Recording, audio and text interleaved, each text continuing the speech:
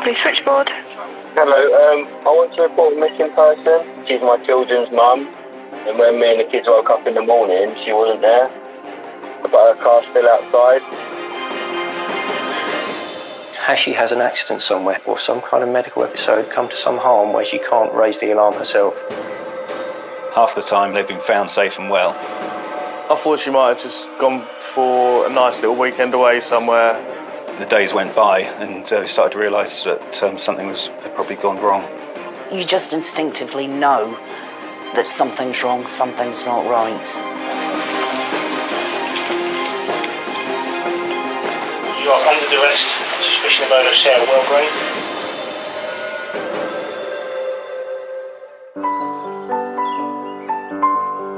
In the middle of the Kent countryside lies the quiet residential area of New Ash Green. New Ash Green was built in the 1960s and 70s as a kind of model village. It's a sort of nice bit of suburbia that's sort of been plonked in the middle of the Kent countryside. Nice place to live, bring up families, there's sports clubs, pretty quiet. There is quite a strong community there. Everyone knows each other and supports each other.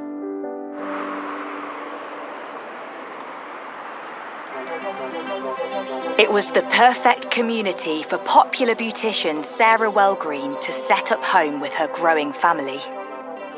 As a daughter, Sarah was everything you could wish for. She was caring, she was incredible fun to be with, brilliant company on it. You know, we used to love going shopping, out for lunch, going on holiday together. She was feisty, she was very caring, and she'd always stand up for the underdog. Loved her children without question, always there for them. What else can you say? I lived in the same house for the entire time I was in secondary school. I've always been close to my mum. If I ever needed anything or needed someone to speak to, she would have always been there for me. As well as sons Jack and Lewis from a previous relationship, Sarah also had 3 children with Ben Lacombe and dedicated her time to her family. Sarah worked incredibly hard for her children. She had her day job, but she also had clients in the evening and at weekends, so she had her official clients at work, she had unofficial ones, and everything she did for her children. If you went out shopping for the day, invariably the money would be spent on the children. She always made sure they had good holidays, Halloween, Easter, birthdays, never missed a thing. My mum, she always used to provide for us. She'd rather go without and see us have everything that she could give us, really. She'd always put us before herself, and it really did make her a good mum. It was great. I was proud of how she was and the woman she was. The couple's dedication to their children meant that when their relationship broke down, they decided to do what was right for the kids. They were going to co-parent the children together and just have different rooms in the house and just bring their 3 children up together in a household where they'll have their mum and their dad. Despite the unconventional setup, it worked for both Sarah and Ben, and both started dating once again, with Sarah meeting Neil on a dating app in 2016. She'd met Neil, who lived in Farnham. They were quite happy. I did like Neil, and yeah, from the times I met him, he was a nice bloke. Neil did love my mum. The couple soon got engaged, and there was more exciting news to come. In October, she phoned me up. She was really, really happy. She's just got this brand new job, pays more money, she'll be better off, the kids will be better off. She'll be able to help me out more with anything I need. So she was really excited to start it. So everything was looking up for her. And she was absolutely thrilled to bits with it. She couldn't wait to get started. And that was, like she said, it's the next phase of my life now. On 9th of October 2018, just before 8 p.m, Sarah returns home from work still on a high about the new job offer. She'd come home and she'd been seen arriving, went into the house. She went to bed, texted a boyfriend sent a few text messages to other people. She told a friend that there's always something to look forward to. You've just got to open your eyes and dream. The following morning, Sarah's boyfriend Neil texts Sarah, yet he doesn't receive any reply. After a few hours, he calls Sarah's ex, Ben, to ask if he knows where she is. But Ben tells Neil he thought she was with him. Neil hadn't heard anything and wasn't getting responses back from Sarah, which was unusual. So he had phoned Sarah's parents. Neil rang me and said, I've been trying to get in touch with Sarah. She's not answering her phone. And I thought, well, Sarah could be a bit scatterbrained. Either her phone would be out of charge or it'd be unplugged or she'd leave it in the car. So I tried to ring her a few times and then I thought, well, when Neil said he couldn't get hold of her, to be honest, I thought maybe she doesn't want to talk to you because it could be a bit intense. She might have just been ignoring him to begin with, which she could do. So when I tried getting hold of my mum and she wasn't picking up her phone, I'd try through Facebook, texting, phoning some more, just any possible way out to get hold of her. Like tried her other phone, her work phone that she had, but nothing. The following day, Ben reveals Sarah's still not returned home, and concern for her well-being starts to grow. Messaged her again and tried WhatsApp, and then I thought, no, this is really, really odd. I became quite worried because I just wanted to know if she was all right. It's my mum, like it's the person who's brought me up for my entire life. I just wanted to know that she was okay. After 48 hours and still no sign of Sarah, Ben decides it's time to call the police. Kent Police Switchboard. Hello, I want to report a missing person. Okay. She hasn't gone missing before. She lives with me. She's my children's mum.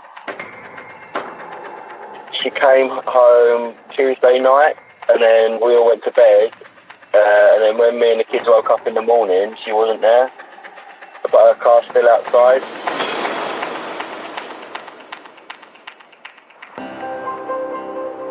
On Thursday, the 11th of October, Ben Lacombe contacted us to report Sarah had gone missing. He told us that he'd come home from work. He said Sarah had come home just before 8 o'clock and she had gone to her room and she had settled herself into her room, which was on the first floor in their house. They stayed in separate rooms in that house. He told us that after putting the children to bed in the evening, he went to bed himself in the loft converted bedroom. And he said he went to sleep, had a full night's sleep. He'd woken up in the morning and found that Sarah's car was still at the address, but she was missing. After Sarah had been reported missing, officers attended the address and we began a missing person investigation. Officers turned to Ben for help to piece together Sarah's last known movements, but he said he fully expected to see her the next morning, as it was a special occasion. He wasn't expecting that Sarah would be gone. In fact, that day was one of their children's birthdays, and they had plans, and he'd expected her to be there. Officers carry out a routine search of Sarah's bedroom and immediately notice something. What we did find was that Sarah had left behind not only her car, but her car keys, her house keys, her purse, her cash, her bank cards, her handbag. In fact, everything that anybody could tell us that Sarah had was still at the address. Certainly, it looked like she'd gone out without any planning, leaving everything behind. Concern was now growing. There was no way she'd have gone out and left her keys behind. The minute I'd realised that she'd left her handbag behind, with a purse, car keys, and so many other things that Bank Sarah, cards. of all the people, would never have gone without any of those things. For somebody that's gone missing, to have left all of those items behind was really strange and really concerning. You just instinctively know that something's wrong, something's not right. Something's happened to her.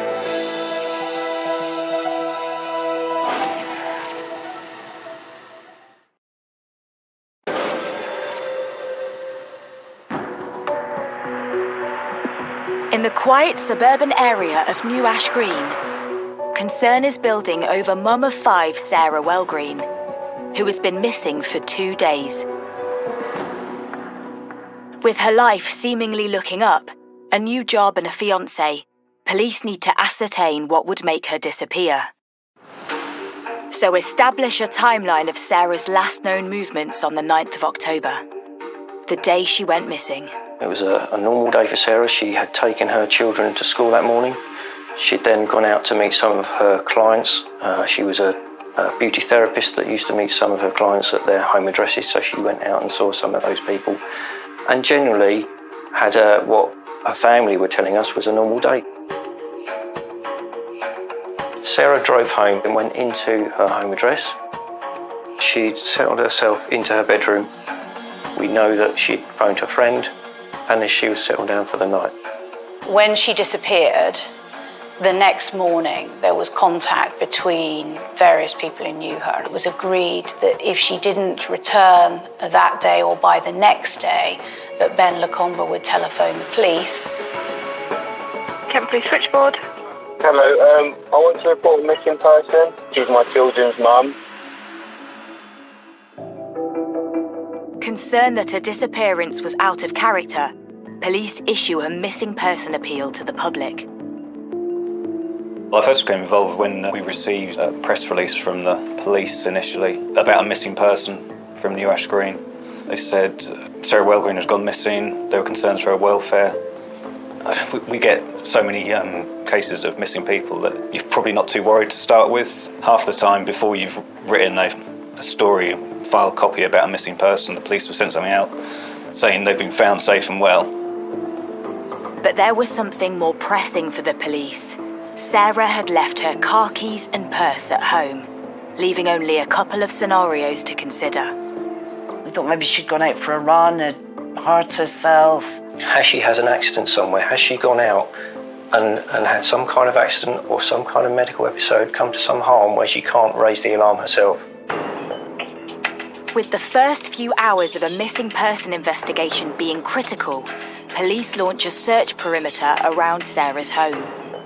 They set up a 5-mile radius around New Ash Green for the search effort, scouring woodlands, fields, sheds, wherever anyone could look. I think they've done all the right searches they could within the area, woodland, scrubland, the mud flaps. They've done all the right checks. Desperate to reach out to his mum, Lewis turns to social media, and the village community immediately rally round.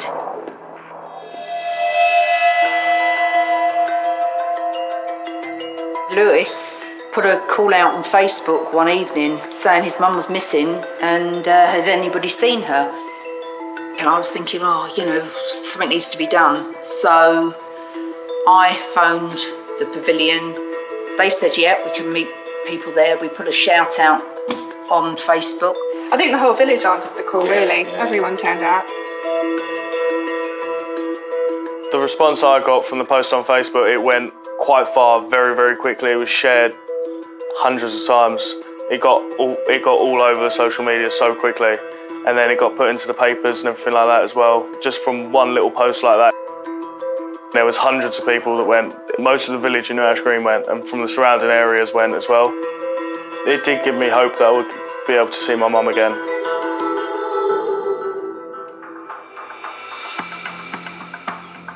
The search began with combining the efforts of the police and the community, the police leading it, of course. We have walked and searched every piece of woodland, every field, every bit of grazing land. There was a sort of lingering hope that she'd be found, maybe she was injured or something, or, something had happened, but she was okay, and that they would come across her. But the longer it went on, there was just no news at all about anything like that. With no sighting of an injured Sarah within a 5-mile radius, police check her digital footprint for any clues into her whereabouts. The police looked at her telephone evidence, they looked at billing data, they looked at banking evidence, all various sources of evidence, looking at hospitals to see whether or not there was any trace of her. There was nothing, no footprint at all digitally of Sarah from that point onwards. With Sarah seemingly having disappeared without a trace, detectives tried to delve into her life. We spoke to many people, her family, her friends, and other people in the community, people that Sarah had as clients. We were trying to build up that picture of Sarah. She was a happy person at the time. She had just secured a brand new job offer, which she'd accepted, which came with a fixed salary and a company car. No doubt whatsoever that Sarah would disappear like that. She was so happy. We'd had a drink on the Friday. She was happy. She was full of life. With all logical avenues as to Sarah's whereabouts exhausted, police start to suspect something more sinister has happened. The days went by and we started to realise that something had probably gone wrong. My suspicions became raised that something had come to cause Sarah some harm rather than Sarah having just taken herself away. I then was considering, well, who may have caused Sarah harm? Had Sarah gone out and met somebody that was pre-planned, and that person may have then caused Sarah harm? Had Sarah had somebody come to the address and he had taken her away? But who would have done such a thing? Suddenly, everyone known to her is under scrutiny. We actually had the police turn up at the house to see if she was there, and it's like, no, we, the ones who've got someone to phone you, she's obviously not here. But obviously they've got to do their job, they've got to come around and check all addresses that she might be at, things like that. So I understand, but turning up to the address where me and my brother are living. Despite searching multiple addresses of family and friends, there is no sign of Sarah. And when they speak to Ben again, he admits that despite playing happy families, there's more to Sarah than meets the eye. He went on to say that Sarah's life is a bit strange. It was a bit weird. He said Sarah often would go missing, would often disappear, would go away without telling us. That actually she would go off and meet other people. Suddenly, police are met with an endless list of suspects. Did Sarah secretly meet someone she knew that evening? Police begin to look closely at anyone Sarah might be romantically involved with, including fiancé Neil, one of the last people Sarah spoke to. The police came round with a search van on the Friday. They were there for a couple of hours because we sat down and they were asking questions, chatting about lots of different things, lots of possibilities, everything like that. Neil tells police that he had a brief conversation with Sarah on the night she went missing. That night I phoned her at 24 minutes past 9. We had a 15-minute conversation and then we exchanged a couple of texts after that, which was normal, and then we said goodnight. Detectives check his phone records and confirm these calls, but he still needs to prove he was at home in Surrey when he made the calls.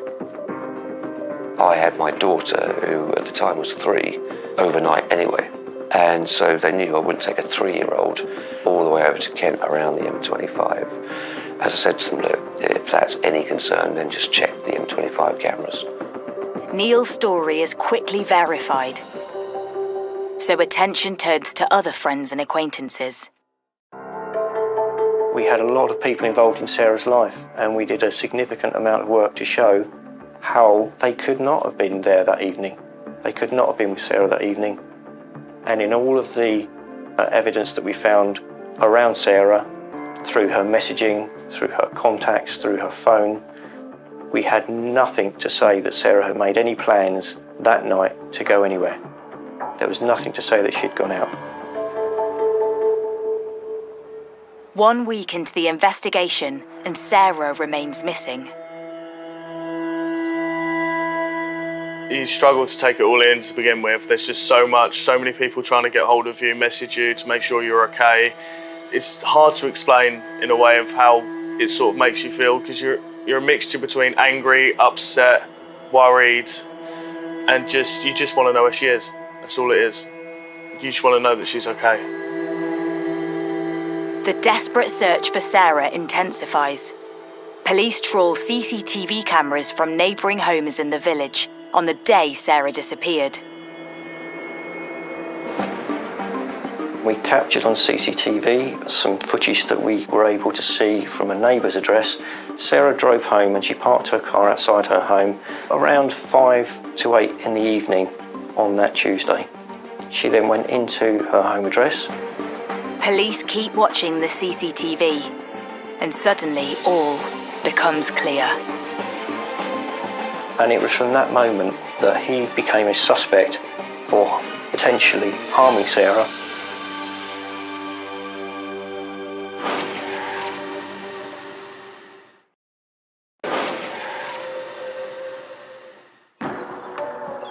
In the quiet residential village of New Ash Green, the community is desperately waiting for news into the disappearance of Sarah Wellgreen, who vanished from her home the night before her young child's birthday. Ben Lacombe says Sarah returned home from work and both retired to their separate bedrooms. When he woke in the morning, she had gone. But a neighbour's CCTV camera reveals something unusual at 2 a.m. on the night of her disappearance.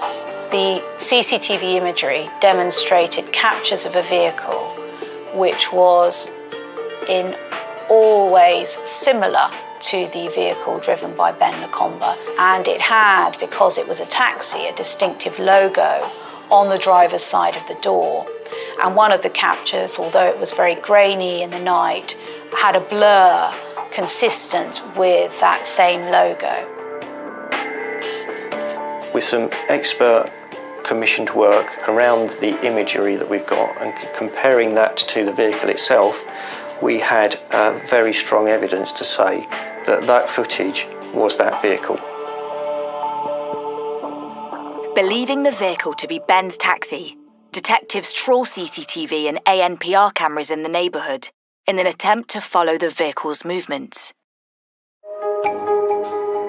His taxi had been caught on CCTV cameras going out of New Ash Green and down country lanes, going south and finally at Plaxell Green Lane, at which point it had kind of disappeared. And then a little while later on, there were captures of an almost identical vehicle travelling back the other way. And that was key because there was no vehicle that went out and back in that way. So we now had Ben Lacombe's vehicle on the move between around 2 a.m. in the morning to around 4:30 a.m. in the morning, the night that Sarah had gone missing. So why was Ben Lacombe's vehicle moving for 2.5 hours or so that night when he said he was alone, asleep in his own bedroom all night? Despite neighbours' CCTV capturing his vehicle return at 4:30 a.m, was it really Ben who was driving it the night Sarah vanished? Detectives rewind the footage to see if anyone else entered the property before Sarah arrived home. Ben Lacombe told us that he'd come home from work. CCTV footage showed that he came home about 5:10 in the evening. Detectives keep watching, but no one else is seen entering the property before Sarah arrives. But it was the neighbour's CCTV which flagged up another interesting detail. Ben Lacombe had a sophisticated CCTV system installed at his own address. From the neighbour's CCTV, we were able to see, going back and viewing 3 months' worth of footage, that the CCTV cameras on Ben Lacombe's house was on almost every single night running up to when Sarah went missing. And we know that because you can see the infrared lights of the cameras through the other footage to see when they're on and when they're switched off. So we know that after midnight, the cameras were switched off on Ben Lacombe's house.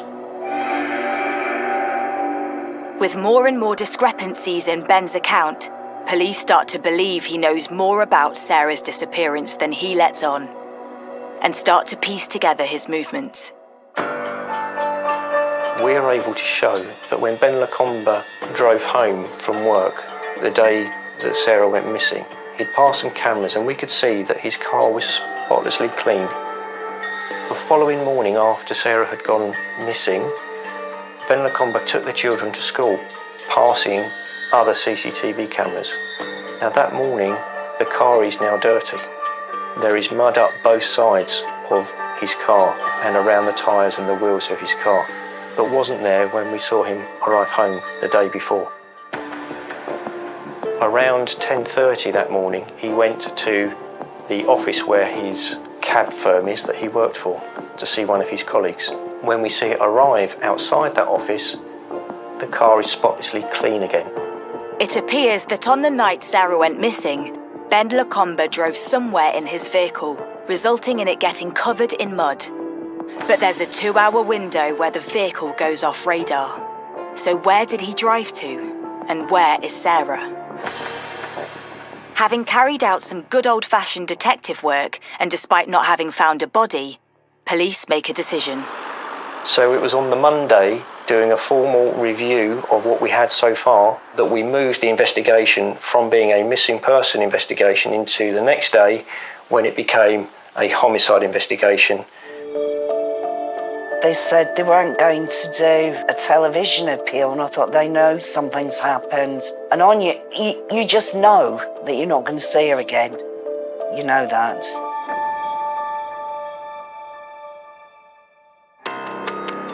Police believe Ben Lacombe murdered Sarah, but with no cause of death or clear motive, need to work harder than ever to build a case for an arrest. Phone records prove Sarah sent her final text at 10 p.m. Their home CCTV was switched off at midnight, giving Ben a 2-hour window in which police believe he killed Sarah, before putting her in his car and driving off. The defendant having driven to some kind of deposition site, a grave where he had disposed of Sarah's body. And then returned along the same route, where he's picked up again on CCTV. There was mud on his car the next day, which he had cleaned off promptly before going to the taxi office. It was a pre-planned murder that Ben carried out. He killed Sarah.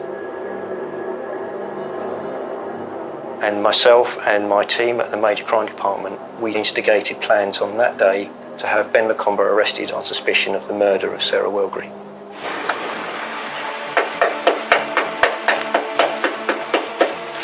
Please, can you open the door, please? Morning.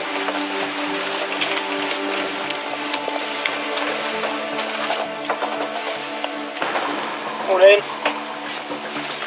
Venice, please. Just sit up, press your chest, hands a minute. Okay. Right, sit up, press, and let you wake up, and I'll explain what's going to happen. The time is 6:45. You are further under arrest on suspicion of murder of Sarah Wellgreen. This is a further arrest on the discovery of fresh evidence. This evidence provides inconsistencies with statements provided that you reported her missing.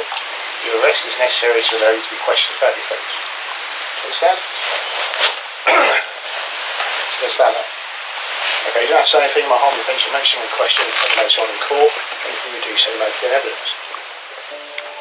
When I found out that, he'd actually been arrested for murder, there's a feeling of anger, hurt, hate, all of the things that you'd associate with your partner being killed. It's just a massive shock to the system. It's just unbelievable what goes through your mind. Now all the questions is where is she? What did he do? How did he do it? Did she suffer? Was it quick? You just don't know the answers to it. Okay. So you are under arrest today on suspicion of the murder of your ex-partner, and I understand you still live in the same address, that's Sarah Wellgreen. Now, as I say, you're here on suspicion of murdering her. We believe she may be dead, and that may be at your hand. So, did you kill her? The pressure is on to find Sarah's body, establish a cause of death, and prove a motive to enable police to charge their suspect. It was a vast operation, and one that has involved help from not only officers and staff from across Kent Police, but from across other forces nationally, using experts from the fire service, the marine unit searching water, searching confined spaces. We've searched around 1,400 different areas. We haven't found Sarah. With searches proving fruitless and the clock ticking, detectives press Ben further. So, I'm not clear at the moment, Ben, whether you're just trying to think of an answer or whether you've decided not to answer the question. He remained utterly silent. He did not answer any of our questions. He did not give us any information. He stayed absolutely silent and stared at the floor through 7 hours worth of interviews. After failing to answer any questions, and despite no body being found, police charge Ben with the murder of Sarah Wellgreen. But what really went on that night? And why did their once loving relationship end in such a tragedy?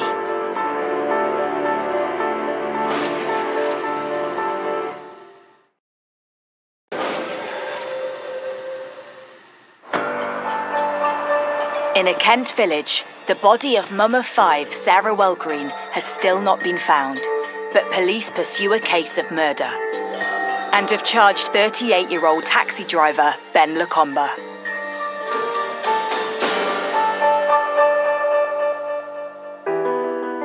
It's hard to believe that it's happening to you. I know you see things like that, everything going on in the news, and see it all in the newspapers and things like that all the time. You never think it will hit home. Never, until one day it just turns up on your doorstep. In September 2019, the trial into a no-body murder case begins at Woolwich Crown Court. When you prosecute a case in which the body of the deceased has not been found, it presents unique challenges in the trial. And those challenges is to demonstrate that the defendant that you're prosecuting is responsible for killing the deceased. The prosecution reveals to the court a conversation between Ben and police a few days before he was arrested. We asked Ben Lacombe if we could take information from his mobile phone, and he said to us that actually he wouldn't give us his phone. It was very late. He wanted to go to sleep, and he would give us his phone the next day. As it turned out, and what we later captured on CCTV, was that Ben Lacombe didn't go to bed. He left the address. He travelled around and went into the Dartford and the Greenhithe area and parked up for a few minutes late at night near the River Thames. There was CCTV footage of the defendant in the pouring rain, desperately trying to get rid of something. And the prosecution suggested that that was the defendant trying to get rid of his own telephone. We knew from other evidence that he had purchased a new telephone in the days that followed Sarah's disappearance. And he was obviously keen to get rid of his own telephone, a telephone which could have given the police an indication of his whereabouts on the night of the 9th of October. The prosecution reveals further evidence linking Ben to murder.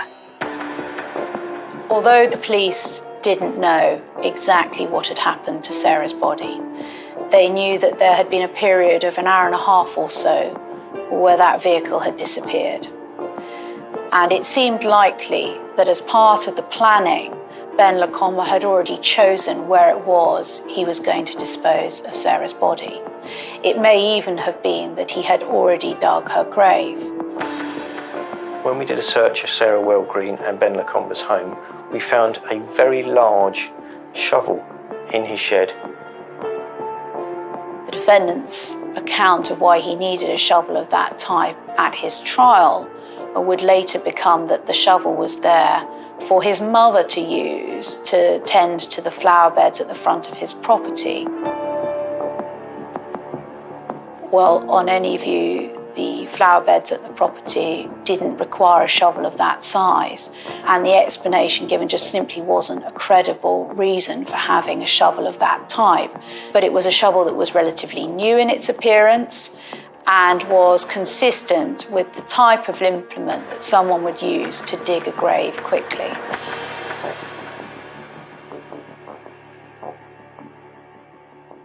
Despite presenting their evidence to court, police still have no obvious motive as to why Ben would kill the mother of his 3 children.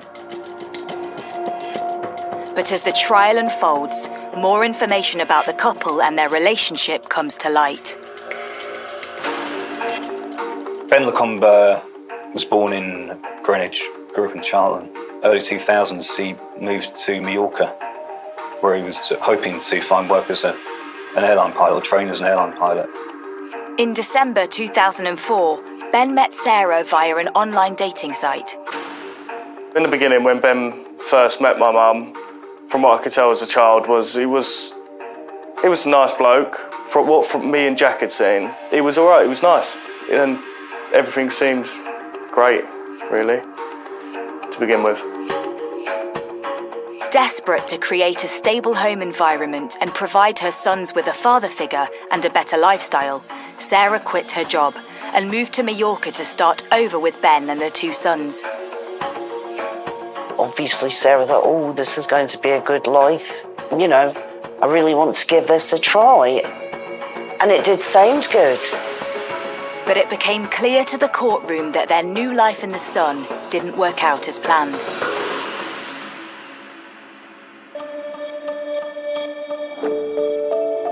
Unable to speak the language, Sarah couldn't get a job and missed her family and friends back in the UK. Ben's dream to become an airline pilot failed to materialise, and instead he worked a low-paid airport job. In the end, they moved back to England. By that point, they'd had their first child together, and they moved to New Ash Green. The couple settled into village life. Sarah got a good job while Ben started working as a taxi driver. But cracks soon started to appear in their relationship. They muddled along, arguing, bickering, fighting for months after that. And they finally split up. Sarah had made her mind up. She'd had enough. But if Sarah thought splitting with Ben was going to be easy, she was mistaken. He threw her, Lewis and Jack out on the street, keeping their 3 youngest children inside the house with him. I was angry with Ben, but that had been built up through a few months of just listening to the arguments and things like that, and then that just throwing us all out was just unfair on us, really. We had nowhere else to go. The next morning, Ben already had a court hearing arranged, and he stated in court that Sarah abandoned her children. Could he have custody? And he was awarded custody. It was all pre-planned, and Sarah could not defend herself because she did not know what was happening.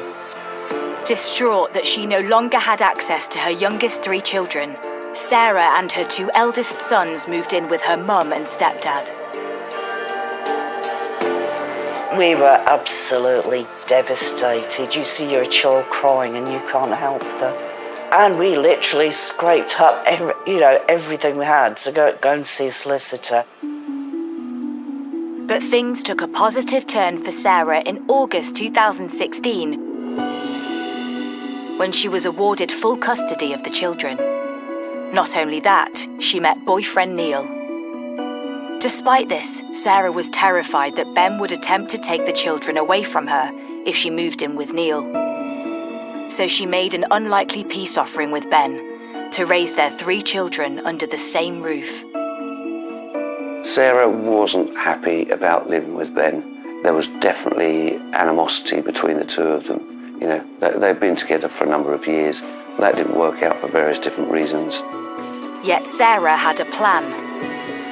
To buy Ben out of their 4-bedroom family home and she soon secured a new job with a big enough pay rise to make this happen. And after arriving home from work on 9th October 2018, she tells Ben her plan. Ultimately, Ben had lost control. The house was going to be put up for sale. He was going to lose his home, even though he was going to get half the equity. And he'd lost not just, the property which he loved so much, but he'd lost control of the children. When you look at Ben Lacombe, he would have been left with almost nothing. Because he would have found himself in a position that Sarah was in not long before.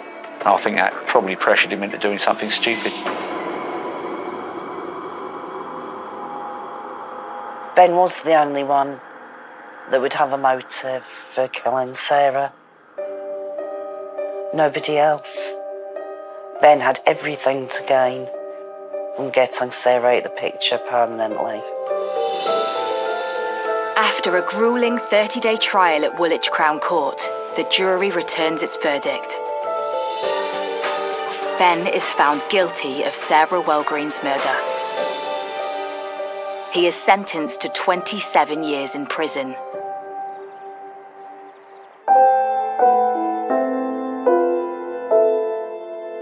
"27 years for Ben Lacombe is not enough. Ben Lacombe should never see the light of day until he admits to those 5 children where he's put their mother. I've got one child who came home crying the other day because they wanted their mummy to pick them up from school one last time. So no, not enough."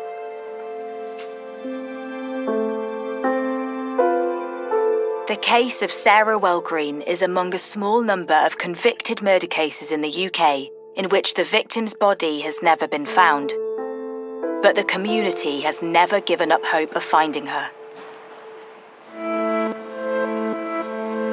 We give the family hope that one day they will be able to find her, otherwise they've not got that hope to hold on to. And that they know that we're still looking. And they know that we won't stop looking, don't they?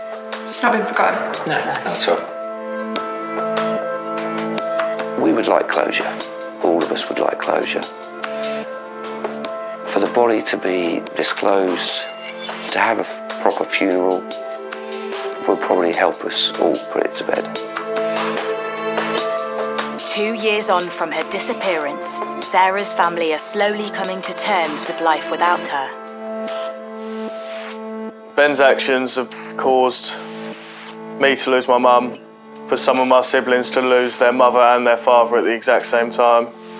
And it's an unthinkable thing. It really is. You never expect anything like this to ever happen to you, and you wouldn't wish it on the worst person. It's just a horrible, sunken feeling and just a hole in your heart that you'll never fill. It is very raw. There's not a day goes by when you don't think about her, whether it's something that's played on the radio, or you see something, oh, Sarah would like that, or something the children say. Yeah, there is never a day goes by, and I don't think that will ever change for any of us. And until she is found, the question remains, where is Sarah Wellgreen?